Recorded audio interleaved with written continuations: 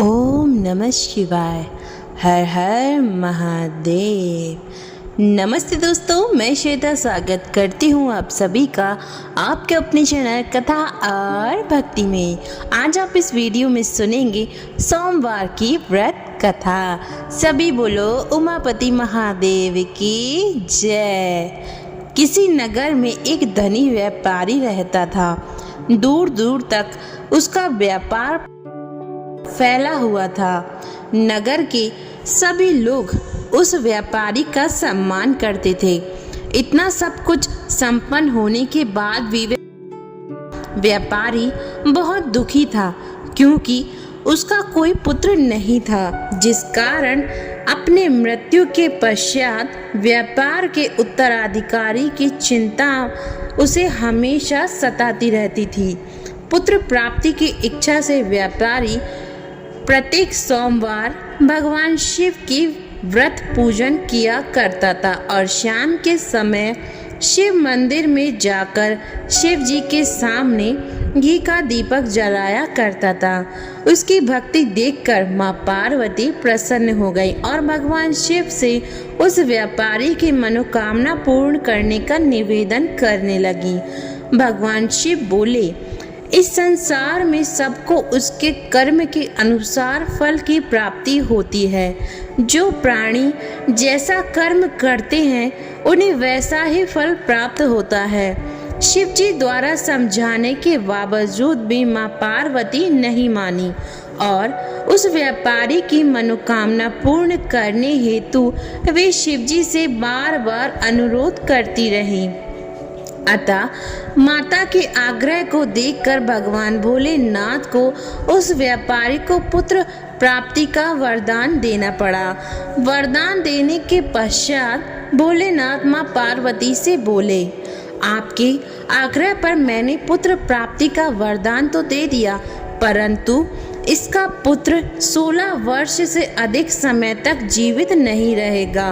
उसी रात भगवान शिव उस व्यापारी के स्वप्न में आए और उसे पुत्र प्राप्ति का वरदान दिया और उससे पुत्र के 16 वर्ष तक जीवित रहने की बात भी बतलाई। भगवान के वरदान से व्यापारी को खुशी तो हुई, लेकिन पुत्र की अल्प आयु की चिंता ने उसकी खुशी को नष्ट कर दिया। व्यापारी पहले की तरह सोमवार के दिन भगवान शिव का विधिवत व्रत करता रहा। कुछ महीनों के बाद उसके घर एक अति सुंदर बालक ने जन्म लिया और घर में खुशियां ही खुशियां भर गईं। बहुत धूमधाम से पुत्र जन्म का समारोह मनाया गया, परंतु व्यापारी को पुत्र जन्म की अधिक खुशी नहीं हुई, क्योंकि उसे पुत्र की अल्प आयु के रहस्य का पता था। जब पुत्र 12 वर्ष का हुआ तो व्यापारी ने उसे उसके मामा के साथ पढ़ने के लिए वाराणसी भेज दिया। लड़का अपने मामा के साथ शिक्षा प्राप्ति हेतु चल दिया। रास्ते में जहाँ भी मामा भांजे विश्राम हेतु रुकते, वहीं यज्ञ करते और ब्राह्मणों को भोजन कराते। लंबी यात्रा के बाद मामा भांजे एक नगर में पहुँचे।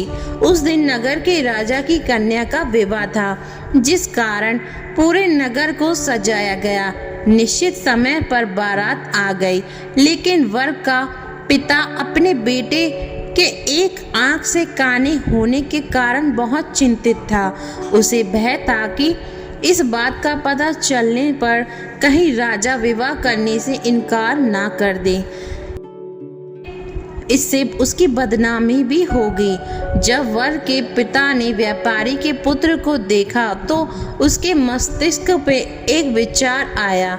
उसने सोचा, क्यों ना इस लड़के को दूल्हा बनाकर राजकुमारी से विवाह करा दूं। विवाह के बाद इसको धन देकर कर दूंगा और राजकुमारी को अपने नगर ले जाऊंगा। वर के पिता ने लड़के के मामा से इस संबंध में बात की। मामा ने धन मिलने के लालच में वर के पिता की बात स्वीकार कर ली। लड़के को दूल्हे का वस्त्र पहनाकर राजकुमारी से विवाह करा दिया गया। राजा ने बहुत सारा धन देकर राजकुमारी को विदा किया। शादी के बाद लड़का जब राजकुमारी के साथ लौट रहा था तो वह सच नहीं छिपा सका और उसने राजकुमारी के ओढ़नी पर लिख दिया, राजकुमारी, तुम्हारा विवाह मेरे साथ हुआ था। मैं तो वाराणसी पढ़ने के लिए जा रहा हूँ और अब तुम्हें जिस नवयुवक की पत्नी बनना पड़ेगा वह कान्हा है। जब राजकुमारी ने अपनी ओढ़नी पर लिखा हुआ पढ़ा तो उसने काने लड़के के साथ जाने से इनकार कर दिया।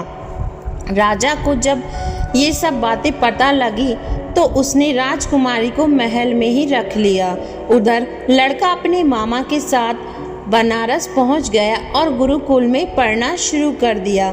जब उसकी आयु 16 वर्ष की हुई तो उसने यज्ञ किया।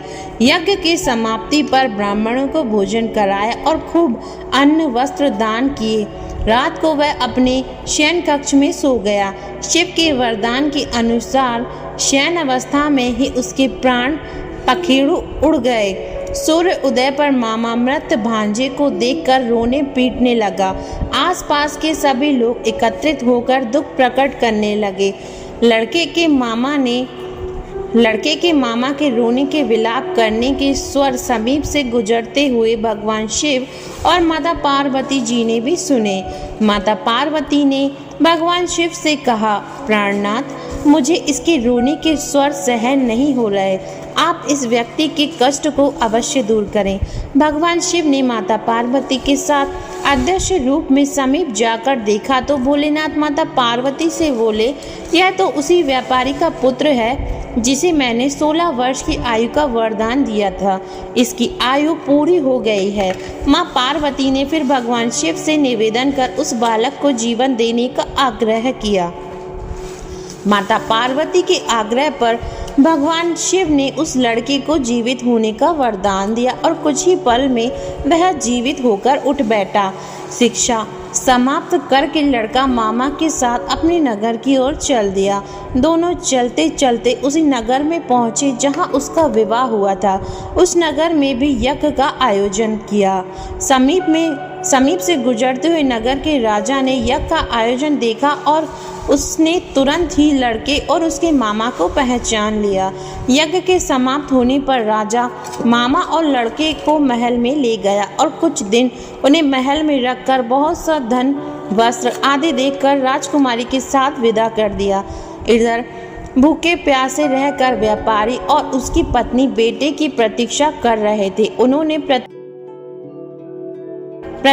प्रतिज्ञा कर रखी थी कि यदि उन्हें अपने बेटे की मृत्यु का समाचार मिला तो दोनों अपने प्राण त्याग देंगे। परंतु जैसे ही उसने बेटे के जीवित वापस लौटने का समाचार सुना तो वह बहुत प्रसन्न हुआ।